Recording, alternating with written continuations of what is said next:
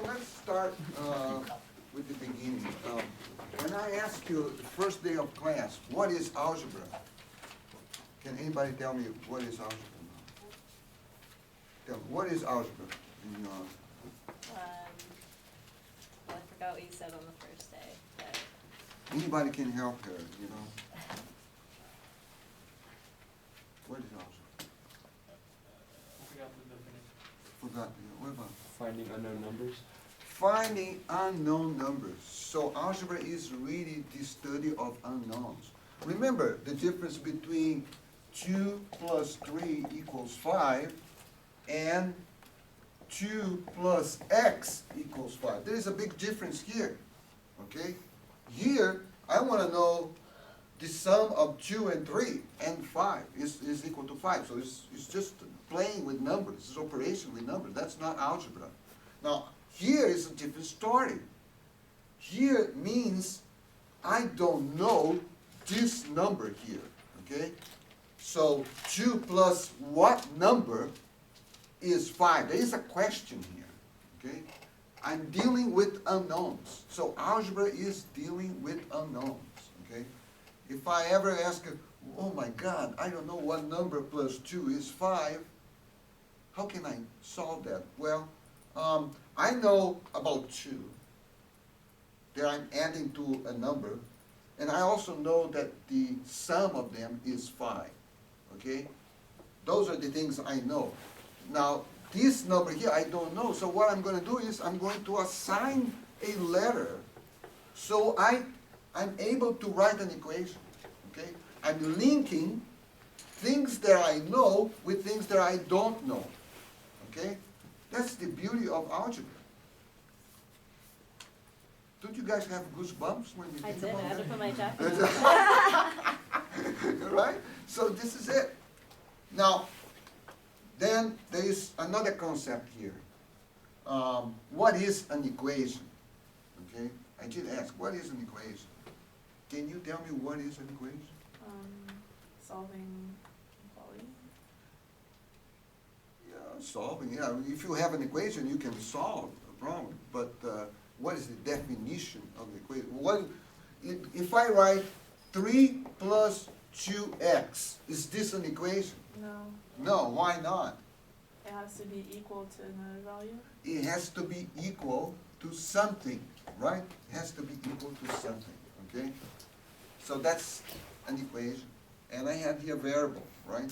So here, if I have to read this, so the question is, what number times 2 plus 3 is 7? Okay? That's the translation of this equation. So equations are real things, okay? They mean things. Now, how can I solve this?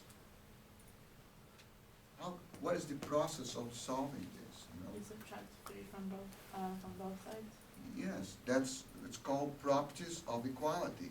So I'd like you guys to go on Moodle and review assignment 2. It talks about several links. There are several links there about properties of equality. So the first thing is that if I take away something from this side of the equal sign, I need to take the same amount on the other side. So it maintains its equality, right? Okay, so if I take away 3 from here, take away 3 from there, so it's going to be 2x, because I don't need to write 3 minus 3 anymore, right? Because this is gone. 3 minus 3 is 0, so it's going to 2x. Now, 7 minus 3 is 4. Just right there. So I took 3 from here, 3 from there. Now, what else should I do? I want the value of x. I don't want 2x. How can I get rid of this 2 here now? Divide by Divided. 2 on both sides. Divide 2 on both sides, right? So now I have the x is 2. So that's the answer. Well, is that the answer? Well, let's check. 2 times 2 is 4. 4 plus 3 is 7. Yes, it worked. Okay? Wow. I'm so excited because it worked. Right? So if I have now like this, 2x plus 3 equal to 0. How do we solve this one now? 3 divided 2. Divided by 2? on both sides? Minus 3 divided by 2. Well, first, I have to take 3 out, right, from both sides, so it's gonna be 2x equals 0 minus 3 is negative 3. And what is the next step now? Divide. Divided by 2, so x is negative 3. Wow. So let's see if this is gonna work. Negative 3, is that correct? Over 2. Over Wait, 2, yeah. okay, right? I knew it was not going to work. When I saw negative 3, I look at that, I say, oh, this is not gonna work, you see? If I had written that and not checked, I would have a wrong answer right there, right? Because we get distracted, that's normal, okay? We get distracted, we need to check things, go back. So it has to be 2. When I plug that in here, so 2 is gonna simplify with this 2, so I have negative 3 with positive 3 is 0, and that works. Bingo. Now, how many, this x, what is this x? This x is what we call, it's a variable, right? How many variables I have here? I have one variable. When I have one equation with one variable, how many solutions are there? One solution. Now, let's say, instead of 0 now, remember, I have the power to do whatever I want here, right? If I, instead of 0, I'm gonna put another variable, okay? So let's go now y instead of 0 and 2x plus 3. So now I have how many variables? 2. 2. How many solutions? How many solutions? 2. How many solutions do you think we're gonna have now? I had one variable, I had one solution. Now I have 2 variables. How many solutions do you think we're gonna have? 2. Okay, what are those?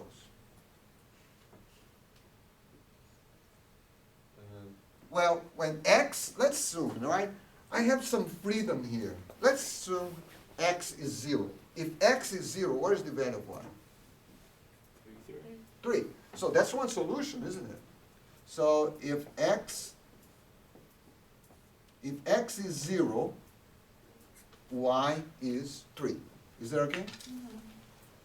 That's one solution. I satisfied both sides of the equation. Here, 3 is a solution because when I add 3 plus 2 is going to be 5, and it's satisfying both sides. This side is equal to that side. Now, because here I have 2 variables, there's nothing binding them. I can say x is any value. So if x is 1, y is going to be what? If x is 1, y is going to be 5. If x is 2, y is going to be 7. So it looks like, how many solutions are there? Huh? Infinite. An infinite number of solutions. Okay? Wow. Isn't that interesting? So an infinite number of solutions. Now, this is equal, right? This is called an equation. Now, let's move on to the next topic. What if this is not equal? What if y is greater than 2x plus 3? What's going to happen there? Well, let's go back to this situation here, and let's remove this symbol and put greater. Let's say 2x plus 3 is greater than 0. Okay? Let's try to solve that. Well, trying to solve that, we want to do the same thing we did here with the equations, right? Here I have only one variable, and here I have 2 variables. This is more complicated, right, for us to figure out. But here, let's see. If I remove 3 from here and 3 from there, I'm going to have 2x less than negative 3. Then I divide it, so I'm going to have x greater negative 3 over 2. Okay? Greater than. It's not equal. Here was equal. Here means greater than. So this is negative 1.5, right? 3 over 2 is 1.5. So it's a possible answer for this one, a solution for this one. If I say 2 instead of that, is 2 a possibility for this condition? Yes. Yeah, it's like saying, in order for you to come to this class, you gotta have $2,000 in the bank, more than $2,000 in the bank. So if you have $2,000 and 1 penny, you are able to come here, okay? If you don't have that 1 extra penny, you cannot come here, because I said you have to have more than $2,000, okay? All right? So, negative 3 over 2 is not a solution for this one. 2 is a solution. What about 3, 4, 5? So, all these numbers above negative 1 over 3 over 2 are possible solutions. So one way to graphically represent this is, well, I can draw the number line. Let's draw the number line here. The number line, and this is negative 3 over 2, right? This is 0, this is 1, this is 2. So how can I represent this solution on the number line? Well, I put here an open circle and I line with an arrow, saying that every number here is a possible solution for this problem, okay? Is that okay? Yeah. Any number here, so that's what this representation is. Now, when I come now to 2 variables, that's a little more complicated. And if I have to graph this here, what would be the graph of this solution? The graph of this solution is only 1 dot, right? Only 1 dot, because this is the only solution that I have. When I have an inequality, I have an infinite number of solutions until infinity here, right? Goes, in that direction is going to what? San Diego? So it's to San Diego, you know. Actually, it's beyond San Diego, you know, through Mexico, you know. And then even farther, Brazil, you know. And keep going, Argentina, and, you know, there's no limit, right? That's infinity, right? Now here, if I look at this equation here, and I have all these solutions, how could I represent this? How could I represent this? In a graphing, right? A table of numbers is very difficult to visualize. Now we can graph this. Let's graph this guy here and see what's happening. I already have a table, and this is 2 axes. One axis is for variable x, the other x is for variable y, okay? And I can, this is very exciting, you know, it's like, art class, right? So when x is 0, right, this is 1, 2, 3, 4, 1, 2, 3, 4, 5. And I have students, you know, bringing color pencils and put the, red, you know, and then blue, you know, and make everything look nice. So when x is 0, y is what? 3. x0 is right here, y is 3. Okay? This is a coordinate system, okay? And this point here is called the origin. This point here is the origin. How do I represent this point? 0, 0. Okay? What about this point here? This is point what? 0, 3. So x is 0, y is 3. That's how we represent the ordered pair. Any point in this plan can be represented because I have this origin here, all right? If I have a point here, for instance, what would be that point? The address to that point, the coordinates to that point is what? 4, 1, okay? 4 and 1, okay? Now let's continue with this. 1 and 5. 1 and 5 is here. The next one is 2 and 7. 2, 6, 7. 2 and 7. So when I'm putting all these points that are in this table that reflect the solutions for this equation, you see, the equation is here. Those are the solutions for this equation. And here is the graph of that. What did I observe? I observed that all those points, if I connect all of them, point by point, if I connect all of them, I'm going to have a straight line. Okay? A straight line. So this is the equation of a line. This equation represents a line. So if I change this number or this number, I'm going to notice that I'm describing different equations, right? Well, so we can generalize mx plus b, okay? Now, look at b and these 3. When x is 0, y is 3, so looks like this will be, I'll miss you.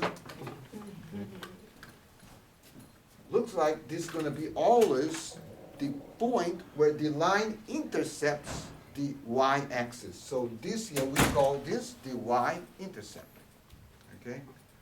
Now, 2, if you look at every time I move 1 unit on x, 1 unit of x, from 0 to 1, what is the change in y? It rises to. Yeah, it changes by 2 units. Okay? The change by 2 units, and it's going up. So it's a positive change. Okay? Now if I have a negative here, it's going down. It's a negative change. Okay? So this symbol here, the sign here, is going to define if the line is going up or if the line is going down. Right? Also, the number is how fast is y changing. If I had 3, it would go up by 3 units. Okay? So we call this here the slope, and this here is the y-intercept. Okay? Slope and y-intercept. Now, if you look at this problem here, this is 0, right? This is where I replace the 0 by y.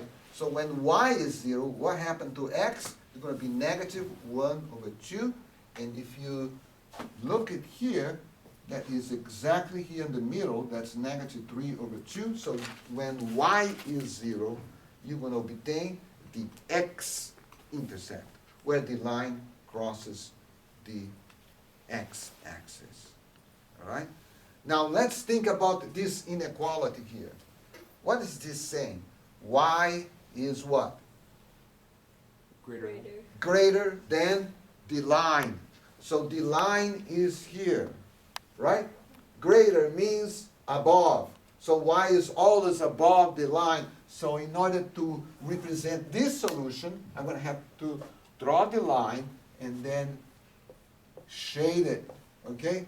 Shade it. To any point here is going to be a solution here. The same as here, any point here is a solution for this. Here, any point on this space. Now, I'm saying greater, I'm not saying equal, so that means the line itself is not part of the solution. How do I represent that? Well, I have to dot the line, okay?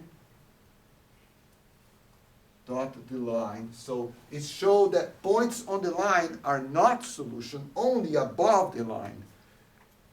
As the solution for this equation is the line itself. Okay? Every point in the line is the solution. Is that okay? So this is basically assignment 2 in a very short review. Now, I'd like you guys to work on the computer and review that. Okay? Thank you.